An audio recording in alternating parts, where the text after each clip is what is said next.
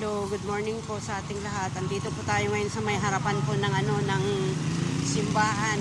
Bali may nakita po akong naglalagay po ng tarpaulin ng Feast of the Exaltation of the Eucharistic Celebration sa September 14, 2023, 9 a.m.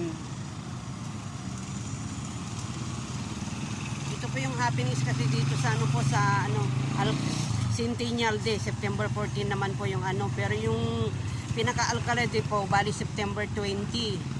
Yan po sila yung mga nagkakabit po ng Ano pong magaganap dito, sir? Ayan, pabayad po tayo. Ay, bali po ng simbahan to. Ayan po, merong pinaka-main celebrant Bishop of Diocese of Urdaneta, Most Reverend Jacinto A. Jose. Ayan po.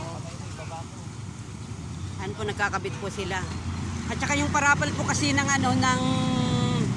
raffle bonanza sa September 14 din po yun, alauna ng tanghali.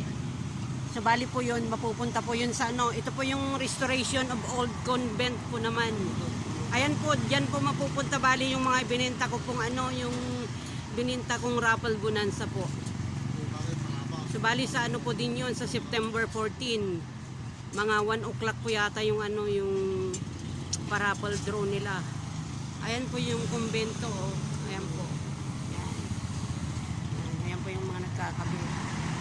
Dito po ito sa sa Alcala. Ito.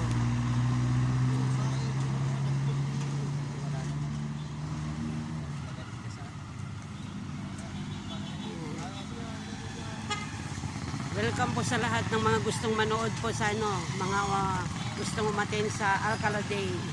Ayan po bali yung pinakasentro ng simbahan natin. Ayan po sila, oh. Kakabit. Malapit na po kasi sa September 14. Ayan. Ayan po yung pinapa-repair nilang kumbento. We can, we will, we must. Let us bring back to life this historical icon of Alcala. Ayan po.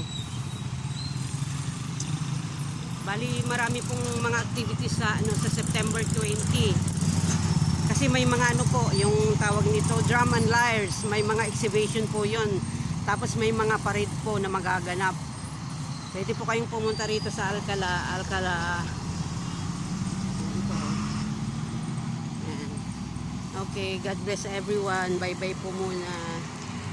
Bye.